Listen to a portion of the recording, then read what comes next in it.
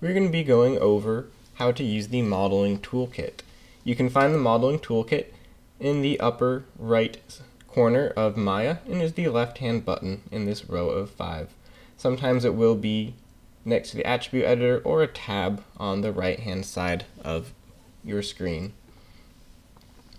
At the very top of your modeling toolkit, you have your component selection options. And you start out in object mode, meaning you can select your entire object at the same time. Next to it, you have vertex mode. If you don't have your object selected when you go into vertex mode, click onto your object and you will see the vertices. You then have edge mode, and you can select all the edges of your object. Face mode, and finally UV selection. You can get back into object mode by hitting this square, or this cube. Using these buttons are the same as holding down right click and going to object mode, edge, vertex, face, or multi. You also have the multi-component button up here, and this allows you to select vertices, edges, and faces at the same time. Underneath your component modes, you have different selections.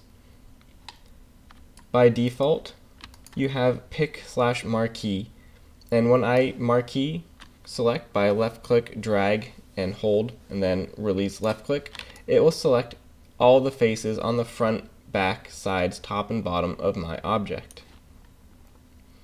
You have another type of selection called drag, and this allows you to left click and hold and drag a selection. There is a hotkey for getting into drag mode, and it is tab. If you hold down tab, you can very easily make a selection.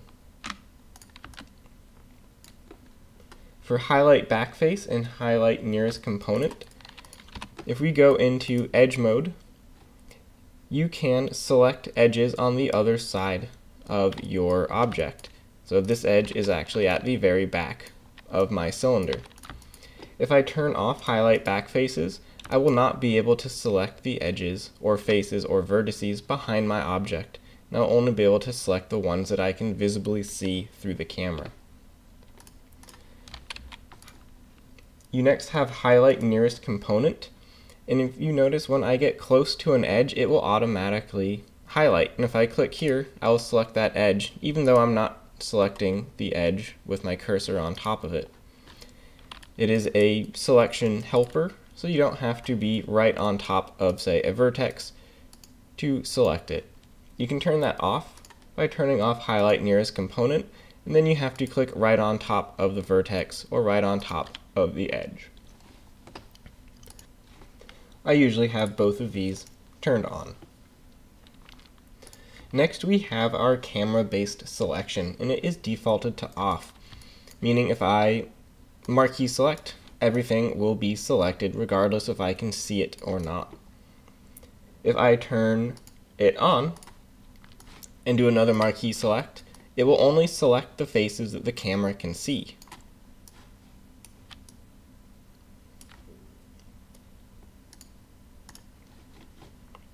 So these are the first tools in your modeling toolkit. They are very basic but can be very, very helpful. Later on we'll be going over symmetry and different selection constraints.